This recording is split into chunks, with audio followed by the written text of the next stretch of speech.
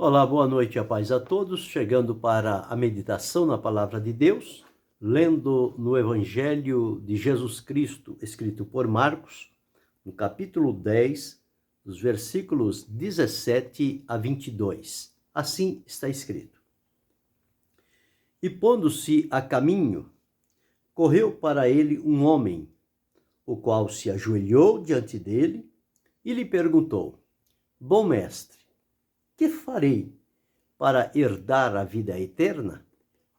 E Jesus lhe disse: Por que me chamas bom? Ninguém é bom senão um, que é Deus. Tu sabes os mandamentos: não adulterarás, não matarás, não furtarás, não dirás falsos testemunhos, não defraudarás alguém, honra a teu pai e a tua mãe. Ele, porém, respondendo, lhe disse: Mestre, tudo isso guardei desde a minha mocidade.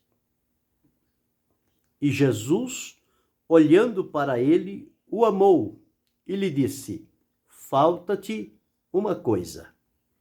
Vai, vende tudo quanto tens e dá-o aos pobres, e terás um tesouro no céu, e vem, segue-me. Mas ele, pesaroso desta palavra, retirou-se triste, porque possuía muitas propriedades. O texto que vamos meditar, falando sobre o veredito de Jesus para aquele jovem: falta-te uma coisa. O que é que pode estar faltando para nós? Bem, o texto que li relata-nos que, numa determinada ocasião, aproximou-se diante de Jesus um homem que, ao chegar-se diante de Jesus, diz-nos a palavra que se ajoelhou diante dele. À primeira vista, uma atitude louvável. Era o reconhecimento que a pessoa tinha com relação a Jesus. Todos aqueles que identificaram Jesus como o enviado de Deus, ao chegarem-se diante de Jesus, se curvavam, inclinavam-se, adoravam e reconheciam-no como Senhor. Vários casos foram assim. E todos eles que assim o fizeram e o reconheceram foram grandemente abençoados. Aqui está uma exceção. Por quê? Vamos observar no decorrer desta mensagem, que diz assim: Correu para ele um homem, o qual se ajoelhou diante dele e lhe perguntou. O ato de ajoelhar significava inclinar, reverenciar, respeitar, reconhecer a Jesus. E não somente reconheceu, mas como ele chamou Jesus de bom mestre. Então este homem, ele tinha informações a respeito de Jesus. Que para aquele povo, Jesus era um bom mestre. Um mestre que estava acima daqueles que ali estavam, principalmente os que se ocupavam da leitura e do ensinamento da lei nas sinagogas. Por quê? Porque eles ensinavam aquilo que tinham aprendido. Jesus ensinava porque ele é o Senhor, aquele de quem as Escrituras revelam. Então, a forma de Jesus ensinar era uma forma única, exclusiva, totalmente diferente daquelas pessoas. E tanto é que todas as vezes, quando Jesus se punha para ensinar, as pessoas paravam, ouviam, prestavam atenção e eram beneficiados. Não se enfadavam com a palavra de Jesus. Pelo contrário, eles não arredavam o pé. Fosse pouco tempo, fosse muito tempo, não importa. o tempo que Jesus escolhesse para abrir a palavra era o tempo que aquele povo estava em volta de Jesus. Por nada eles saíam. Por quê? As palavras ditas por Jesus penetravam fundo naquele coração, levavam um bem tão grande àquelas almas, uma paz, uma tranquilidade, uma confiança, uma certeza. E o que Jesus fazia era cumprir a vontade de Deus aqui na terra. Numa dessas ocasiões, aparece este jovem e diz aqui que é um mancebo de qualidade. Era alguém que tinha algumas posses na sua vida. Adquiriu, quem sabe, com trabalho, com esforço, ou por legado de algum dos seus familiares, mas o certo é que ele possuía alguns bens na sua vida. Mas ele chega diante de Jesus com uma interrogação. Ele queria saber de Jesus uma coisa. Veja como ele diz, olha. Correu para ele um homem, o qual se ajoelhou diante dele e perguntou: Bom mestre, que farei para herdar a vida eterna? Ele certamente ouviu falar sobre a vida eterna e ele gostaria, ele queria herdar esta vida eterna. Mas o pensamento dele era que ele precisava fazer alguma coisa para herdar a vida eterna, para se tornar herdeiro da vida eterna.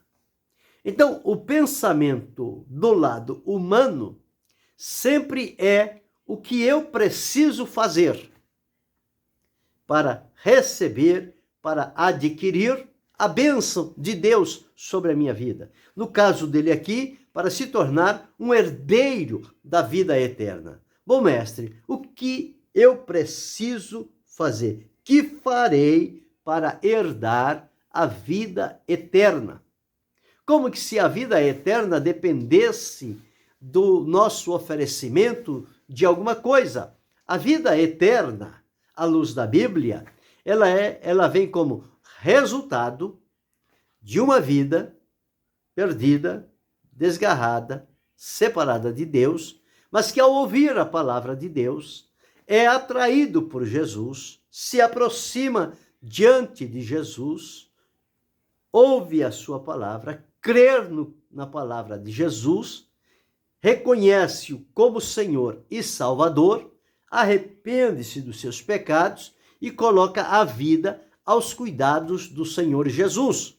O Senhor o recebe, o perdoa, liberta, purifica, santifica, capacita, abre o acesso para Deus e faz a ele a promessa de que a salvação lhe está garantida por aquele momento e ele tem a promessa da vida eterna que ele vai começar a desfrutá-la quando partir desta terra para o encontro com o Senhor. Então, a vida eterna, ela vem ligada à promessa da salvação. Então, através da salvação em Cristo Jesus, vem também a bênção da vida eterna. Ou seja, nós, pela salvação, nos tornamos herdeiros da vida eterna, prometida por Jesus ao seu povo. Este homem, que é chamado o mancebo de qualidade, ele queria saber o que fazer para herdar a vida eterna. Lembra que nós não temos e não podemos fazer nada que nos qualifique a estarmos diante de Deus através de um merecimento, ou de um esforço pessoal, ou de um bem que fizermos, ou de algum valor que penhorarmos, para com isso conseguir a vida eterna, nos tornar herdeiros da vida eterna. A vida eterna não se adquire por estes meios. A vida eterna vem em consequência da salvação oferecida por Jesus. Neste caso, sim, sou levado a Cristo para a salvação, automaticamente ele passa a ser um herdeiro da vida eterna. Então este moço perguntou a Jesus: o que farei? É como eu disse, o pensamento humano é que nós sempre temos que fazer alguma coisa para, em contrapartida, aquilo que nós fizermos, Deus nos conceder aquilo que nós queremos. No caso deste homem, ele queria herdar a vida eterna, mas ele queria fazer alguma coisa para merecer tornar-se herdeiro da vida eterna. É o pensamento comum. E o que as pessoas não entendem, que muitas das vezes eles até ignoram, é que as pessoas que se julgam certinhas na sua vida, nos seus compromissos, não é dado a vícios, a violência, tem a sua vida natural. E quando eles observam alguém que tem uma vida totalmente atrapalhada, violenta, corrompida, de repente ouve o evangelho, Jesus salva, dá a garantia da salvação, faz a ele a promessa da vida eterna e ele está no caminho para desfrutar esta vida eterna. E aqueles que lá estão observando, eles dizem: não acredito, não posso aceitar isso. Como pode? Eu aqui vivo dessa maneira tão correta e não chego lá. Este aí que viveu de maneira totalmente atrapalhada, corrompida, violenta, agora chega lá e diz que está salvo, tudo está perdoado e ele é herdeiro da vida eterna. Mas é assim que acontece. Porque quem transforma é Jesus. Aqueles que se julgam justos na sua vida, na sua conduta, no seu procedimento, eles estão se auto-justificando e, portanto, não sentem a necessidade de ir a Jesus. Ao passo que aqueles outros, que para eles tudo está perdido, não há mais nenhuma saída, nenhuma solução para eles, a não ser em Jesus. E é exatamente o momento que eles vão a Jesus, atraídos pelo poder da palavra. Jesus recebe, eles se convertem, são transformados, são santificados, são declarados justos, declarados salvos e tornam-se herdeiros da vida eterna. E é isso que Jesus disse: eles vão à frente daqueles que se consideram justos e desprezam os outros. Então foi isso que Jesus disse.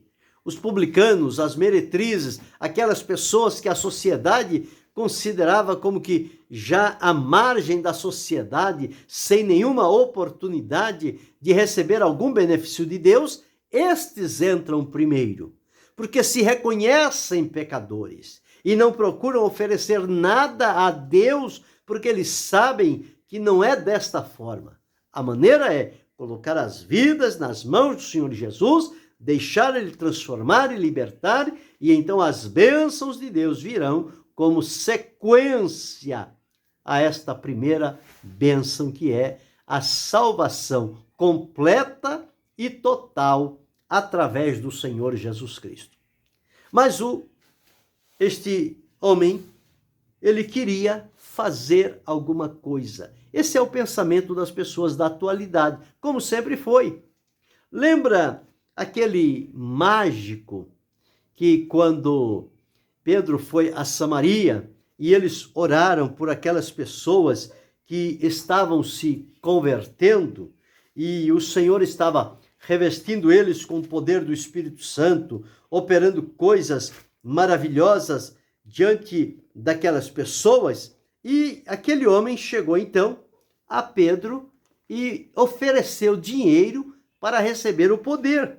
Aqui no capítulo 8 de Atos diz: então lhes impuseram as mãos e receberam o Espírito Santo.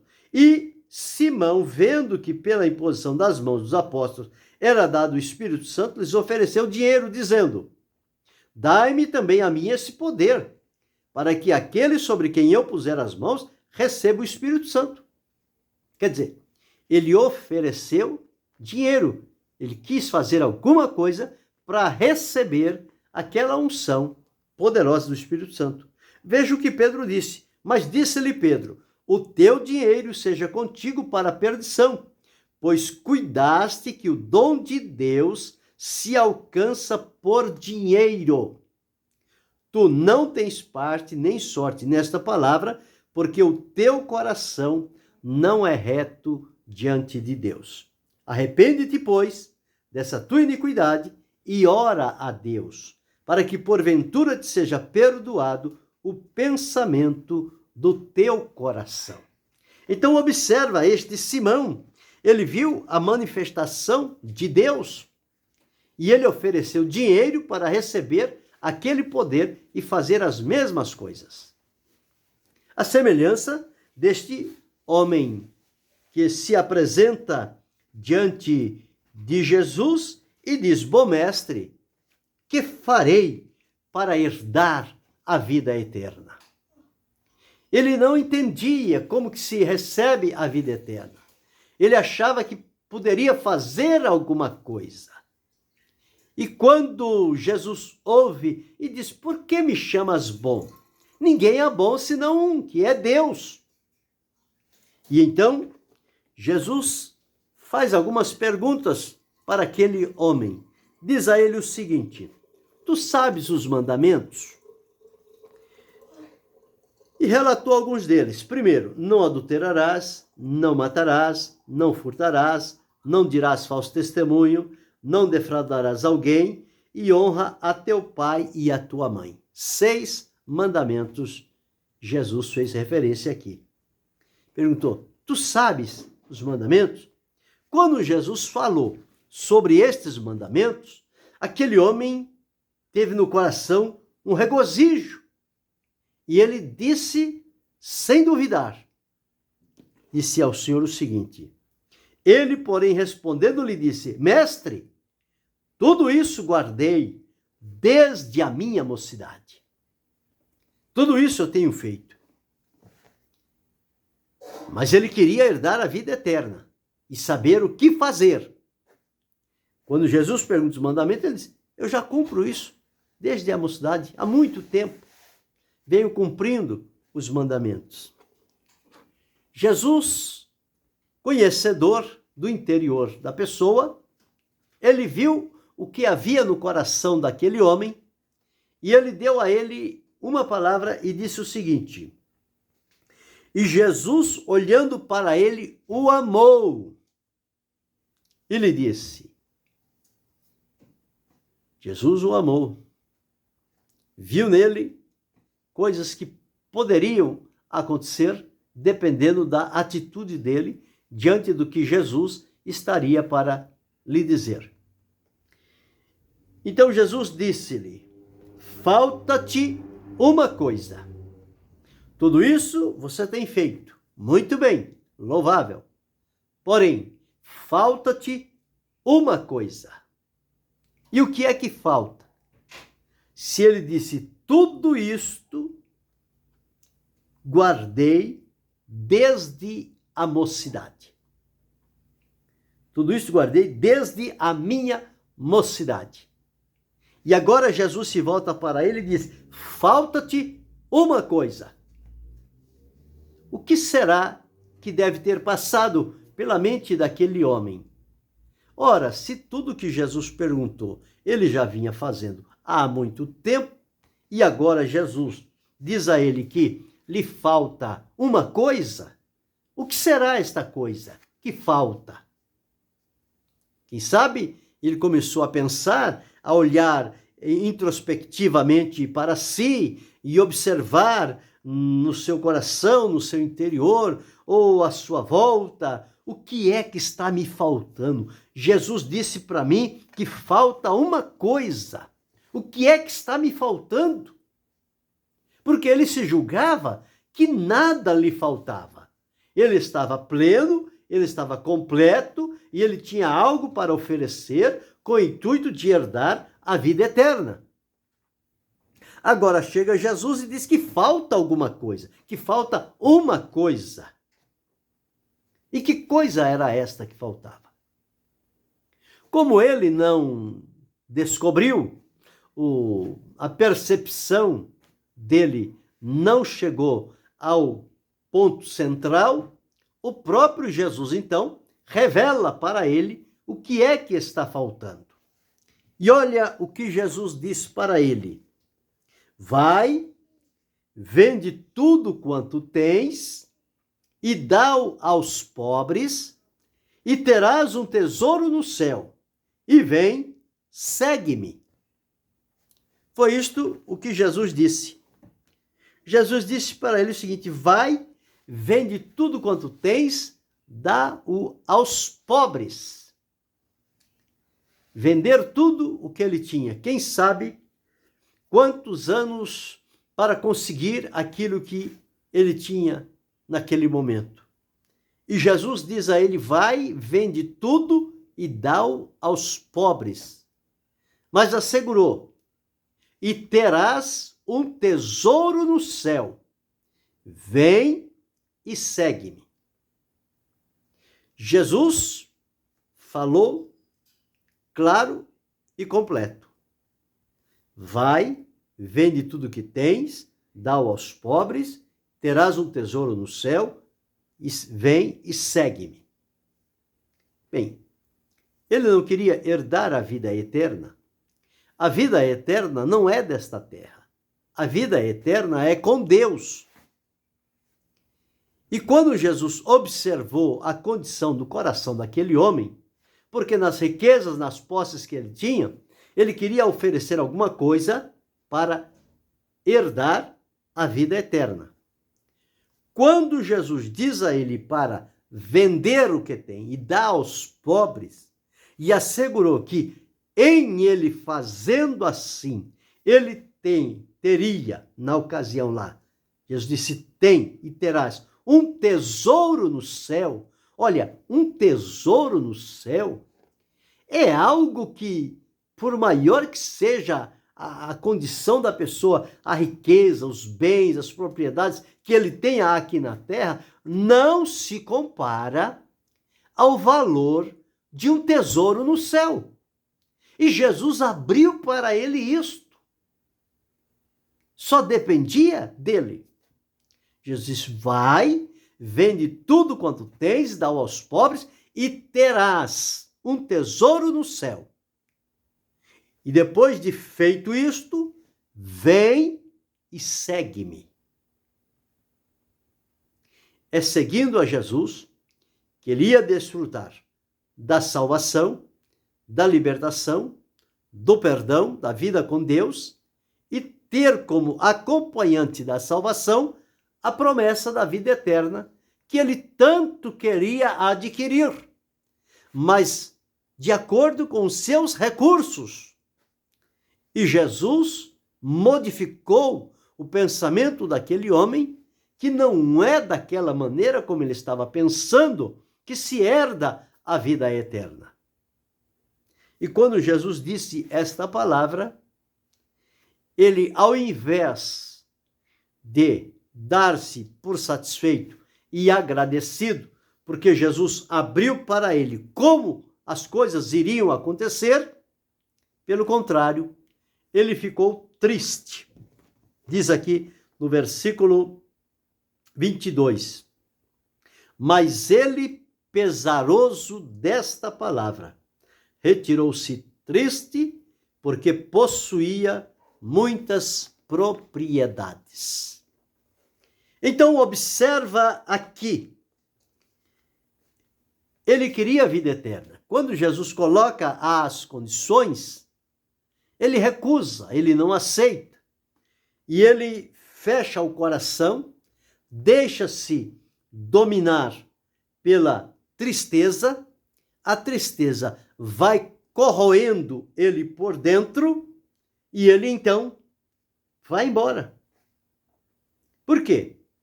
Porque ele possuía muitas propriedades. O que Jesus identificou aqui? Que o coração daquele homem estava nas riquezas que ele possuía.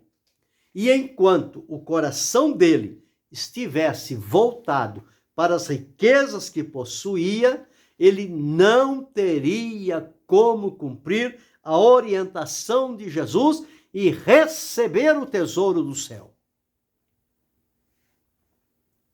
Mas ele, quando pensou sobre isto, disse: abrir mão de tudo? Ora, se o coração dele não tivesse nas riquezas que possuía, não havia dificuldade nenhuma para ele abrir mão daquilo, crendo no que Jesus prometeu: e terás um tesouro no céu. E vem e segue-me. Mas como o coração dele estava preso às riquezas,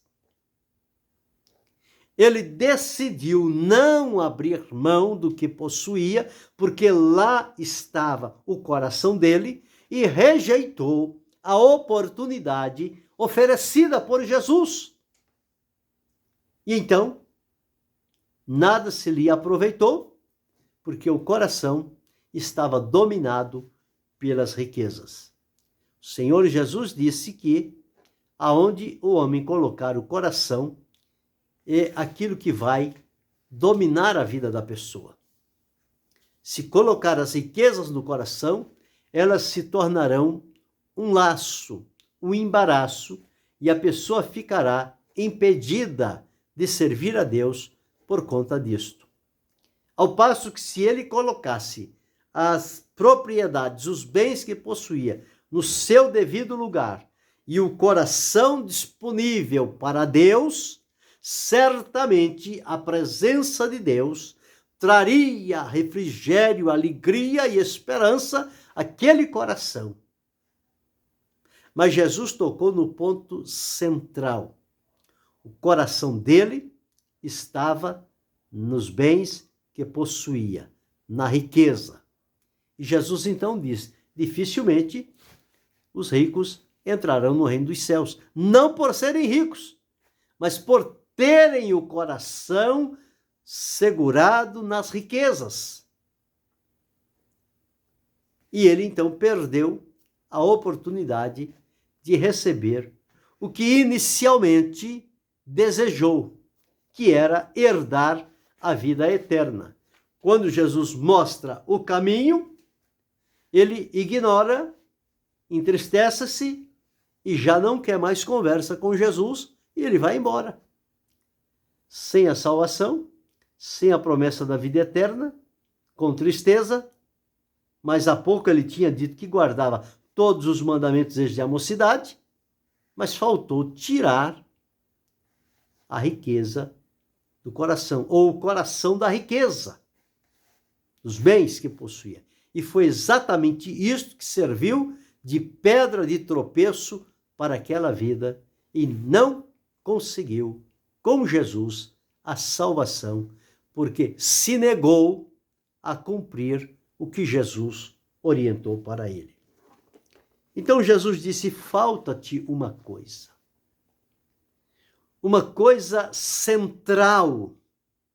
Jesus foi no ponto-chave, porque se há alguma coisa que domina o meu coração, o teu coração, isto vai certamente conflitar com aquilo que Jesus tem para oferecer a cada um de nós. E nos dias em que nós atravessamos, existem muitas pessoas que, diferentemente deste homem que compareceu diante de Jesus, ele não aceitou a orientação de Jesus e saiu triste.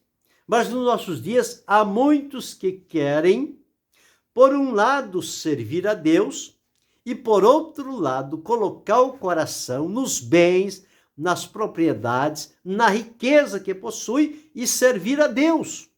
Mas a palavra de Deus afirma que ninguém pode servir a dois senhores, porque há de agradar a um e aborrecer ao outro. E assim, nada se lhe aproveitará. Este homem de qualidade, um mancebo de qualidade, chegou tão animado, tão alegre, tão esperançoso diante de Jesus, mas quando Jesus coloca o dedo no ponto crucial, no coração dele, que estava preso às riquezas, ele saiu triste. Ele já não quis mais continuar aquele diálogo com Jesus. Fosse um coração desprendido das riquezas, ele teria atendido à orientação de Jesus. Porque Jesus prometeu um tesouro no céu. E ele sabia que tinha este tesouro porque Jesus falou. E depois de receber o tesouro, Jesus disse: vem e segue-me. E muitas outras bênçãos que seriam melhores avaliadas do que os bens que ele possuía. Mas ele julgou-se que os bens eram mais importantes. E isso lhe fechou a porta da salvação. Ele voltou sem receber a salvação e a promessa da vida eterna. Quantas pessoas em nossos dias se consideram como que religiosos, realizam muitas coisas, porém há outras aonde o coração está preso, fixado, e por nada eles querem tirar o coração daquelas coisas, e diante de Jesus, elas são um verdadeiro impedimento àquilo que Jesus propõe fazer na vida das pessoas e levá-las para o amadurecimento espiritual e o acesso à comunhão com Deus. Portanto, eles ficam sempre vacilantes pelo meio do caminho, porque não se entregam totalmente. Têm um coração dividido para servir a Deus e servir ao mundo, servir a Deus e servir as riquezas. E desta forma não se chega a lugar nenhum. Com Jesus é preciso estar disposto a romper, a abrir mão daquilo que Jesus certamente revelar como impedimento, que abra mão, mas se coloque à disposição de Jesus. Então, nesta condição, receberá dele a oportunidade da salvação, da libertação e da transformação. Mas ele recusou. E você? Como está nesta oportunidade? Você espera receber de Deus a salvação, herdar a vida eterna? Mas o que é que está prendendo o teu coração aqui na terra? São os bens? São as riquezas? É a imoralidade? O que é que prende o seu coração? É a corrupção? É a manipulação? O que é que está te prendendo? Desprenda-te desta vida e atenda à orientação de Jesus. Deixa tudo, abandona tudo isto que não convém a quem tem um encontro com Jesus. Você deixa isto, arrepende-te, confessa a Jesus como Senhor e Salvador, venha a Ele, você terá um tesouro no céu e se tornará um herdeiro da vida eterna. Pensa sobre esta decisão que precisa se tomar. Então, o que aprendemos aqui? Que não é da maneira como nós pensamos que herdamos a bênção de Deus, principalmente de nos tornarmos herdeiros da vida eterna. Não é fazendo alguma coisa, é se colocando à disposição de Jesus para fazer o que Ele nos orientar. E quando Ele nos orientar e nós obedecermos, então certamente seremos encaminhados para a vida eterna. Não adianta ser um religioso aparente. Se o coração está contaminado e comprometido, se ele está preso às coisas do mundo e da terra, é preciso abrir mão. É preciso colocar o coração nas mãos do Senhor Jesus e deixar Ele trabalhar como for da sua vontade. Em fazendo assim, certamente nós seguiremos pelo caminho da salvação e seremos colocados na parte da herança da vida eterna para desfrutá-la com Deus. Mas é preciso que nos conscientizemos o que é que está atrapalhando a nossa vida de tomar essa decisão, de obedecer sem reservas à orientação de Jesus. O moço foi embora sem salvação. E nós precisamos cuidar deste assunto, para que não fiquemos embaraçados por esta vida e longe da salvação e da vida eterna, mas que ao ouvir de Jesus, nos predispomos imediatamente a renunciar, a desapegar aquilo que nos compromete e nos colocar nas mãos de Jesus e sermos guiados por Ele para receber a salvação e herdar a vida eterna. Que Deus, em Cristo Jesus, continue abençoando-nos, não só hoje, mas para todo sempre. Amém.